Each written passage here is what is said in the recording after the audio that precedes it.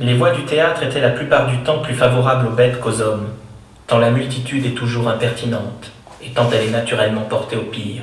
Ne voyons-nous pas au contraire que tout ce qui est excellent ne se trouve qu'en fort petit nombre, que les rubis et les diamants sont rares?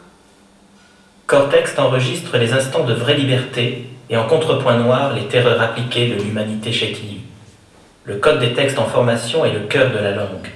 Le monde aujourd'hui est pris en otage. À nous de le révéler et de prouver l'inanité de ces ravisseurs à tête d'ogre. Je me rappellerai des mots d'ordre. Je ne les suivrai pas. Qu'est-ce que tu veux? Vivre toute ta vie en une seule nuit? Oui, vivre seulement pour l'instant. Contempler la lune, la neige, les cerisiers en fleurs et les feuilles d'automne. Aimer le vin, les femmes et les chansons, se laisser porter par le courant de la vie, comme la gourde flotte au fil de l'eau. Voir danser les éventails, les lettres de femmes, les danseuses, les courtisanes, les actrices. Une beauté se retourne, mouvement de tête, repos amoureux après le thé. Un corps traverse le temps. Il est en son temps un corps pas tout à fait comme les autres, ni trop différent. Il traverse les passes du temps, les instants fragiles, où les crevasses pièges de la masse sans secret tentent de nous engloutir.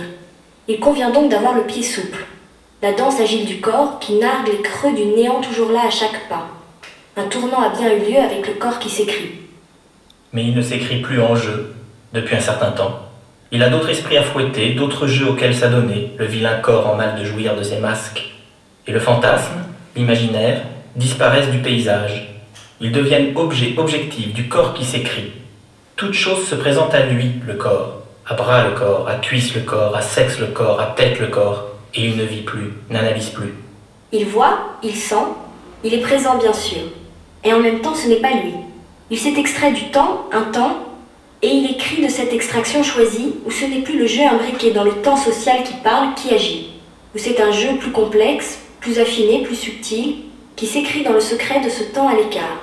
Il assume une vraie révolution à venir. Il agit en secret, le corps dans la ville. Écrire au plus juste. Les gestes, les objets, les êtres. Cette tasse de café noir, le marbrun en son cœur conique, et dehors les enseignes, le clignotement incessant des croix pharmaciennes, et les feux, rouges, verts, oranges, et tous les corps en mouvement, épars dans les rues, figurants de mon cerveau. Soleil frais du matin. Rêve tzigane, nuit d'alcool. Retrouvons enfin ce socle d'errance, cette possibilité toujours neuve de se laisser aller au temps. Revenons à la boîte maintenant, à son fonctionnement filtre. Entonnoir secret des sensations du temps redistribuées en texte, en fragments de texte, en mouvements d'humeur, en mémoire enfouie, lettres volées de la membrane externe du cerveau. Oui, le couvercle de la boîte, l'écorce, l'écrin du joyau en liberté. Bouger, sentir, mémoriser, parler, concentrer en un lieu les points cardinaux du cortex. Le langage et la mémoire, le corps et les sensations, à l'écoute.